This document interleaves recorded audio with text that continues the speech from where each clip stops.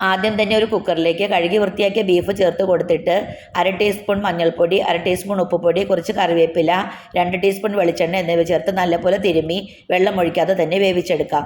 ഒരു ഉരുളി വെച്ച് വെളിച്ചെണ്ണ ഒഴിച്ച് ചൂടായി വരുമ്പോൾ അതിലേക്ക് 10 പച്ചമുളക്, ഒരു വലിയ കഷ്ണം ഇഞ്ചി, 2 വെളുത്തുള്ളി എന്നിവ ചതച്ചത് ചേർത്ത് നല്ലപോലെ മൂത്ത് കഴിയുമ്പോൾ 3 സവാള നീളത്തിലരിഞ്ഞത് അല്പം ഉപ്പും കൂടി ചേർത്ത് നല്ലപോലെ വാട്ടിയെടുക്കണം.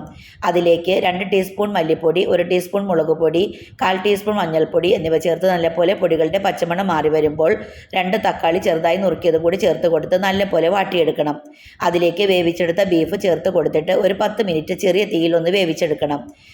അവസാനം അതിലേക്ക് ഒരു 3/4 ടീസ്പൂൺ കുരുമുളക് പൊടിയും 1/2 ടീസ്പൂൺ പെരിഞ്ജീരകത്തിൻ്റെ പൊടിയും 1/4 ടീസ്പൂൺ ഗരം മസാല പൊടിയും കൂടി ചേർത്ത് നല്ലപോലെ ഒന്ന് മിക്സ് ചെയ്ത് യോജിപ്പിച്ചതിന് ശേഷം കുറച്ച് കറിവേപ്പിലയും മല്ലിയിലയും കൂടി തൂക്കിക്കൊടുത്താൽ അടിപൊളിയായിട്ട് ബീഫ് കറി തയ്യാറാക്കിയെടുക്കാം.